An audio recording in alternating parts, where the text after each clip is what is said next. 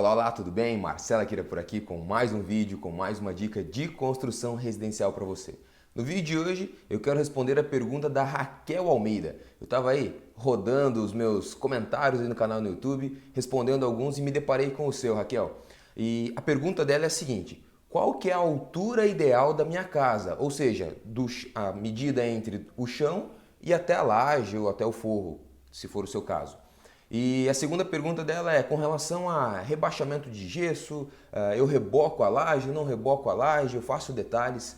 E ela diz também que a casinha dela é uma casinha pequenininha de 60 metros quadrados e os cômodos são bem pequenos. Bom, então vamos lá.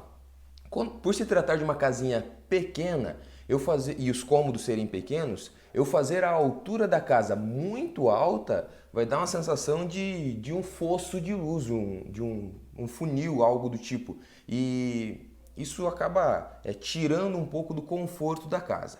Antes, todas essas informações que eu estou te passando aqui deveriam estar presentes no seu projeto arquitetônico, uma vez que você contrata aí o seu engenheiro, o seu arquiteto, alguém que vai fazer o projeto, o profissional que irá fazer o projeto da sua casa. Esses detalhes de gesso, de altura, enfim, deveriam estar todos muito bem claros no projeto da sua casa. Mas eu entendo que em muitos casos a gente acaba contratando aí um profissional e essas coisinhas a gente acaba definindo aí na própria obra, junto com o mestre de obra, junto com o pedreiro, tá?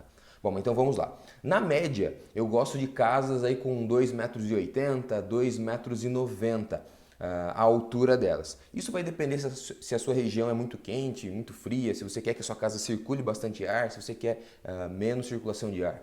Quando eu rebaixo um pouco a altura da minha casa, conforme o local, por exemplo, uma sala de TV, eu fico mais aconchegante, não fica aquele teto muito lá no alto. Mas na cozinha, por exemplo, é interessante que eu tenha um teto mais alto para me dar mais circulação de ar. Tá? Só que eu também sei que o ideal é que quando a gente vai concretar a laje da nossa casa, a gente faça uma laje só. Então a gente defina uma única altura.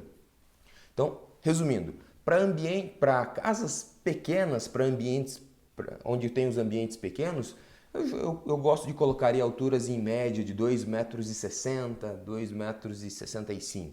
Onde eu tenho casas um pouquinho maiores, com os ambientes aí nos seus 10, 12, 15 metros quadrados para frente, aí eu já opto por deixar aí uma casa com 2,80 m, 2,90 m, como eu disse anteriormente. Se você tem casas um pouquinho maiores ainda, onde você quer fazer um pé direito mais alto, deixar algum detalhe, colocar algum vidro na fachada, aí sim você pode brincar com essa altura, deixar ela cada vez mais alta, mas eu te aconselho conversar aí com o projetista, com o engenheiro, com o arquiteto, para que você defina muito bem o seu projeto, senão a estética da sua casa, a fachada da sua casa ficará comprometida. Tá?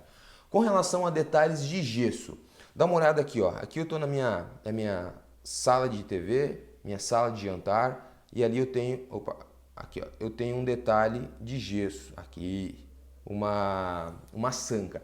Então o meio da minha laje foi rebocado e a lateral foi feito um detalhe com sanca e iluminado. Bem naquele pontinho ali eu tenho uma fita de LED. Deixa eu ver se eu deixo acender lá.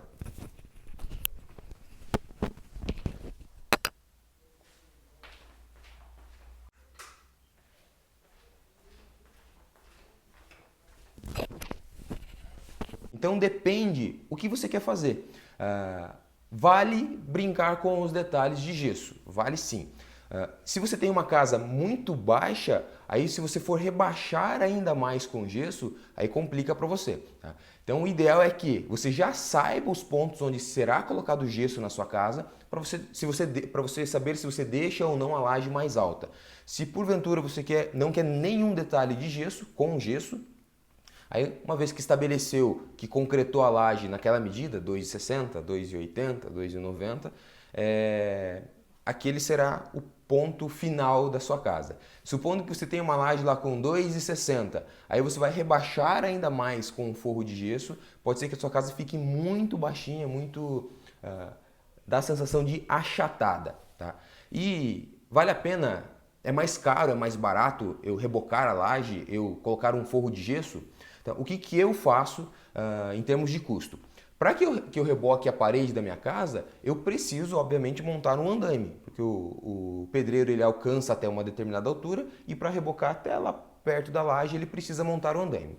Como eu já estou com os andaimes montados, como eu já estou com a betoneira rodando, como eu já estou com toda a minha equipe pensando nesse serviço reboco, eu já aproveito e já reboco a laje, já faço esse serviço como um todo.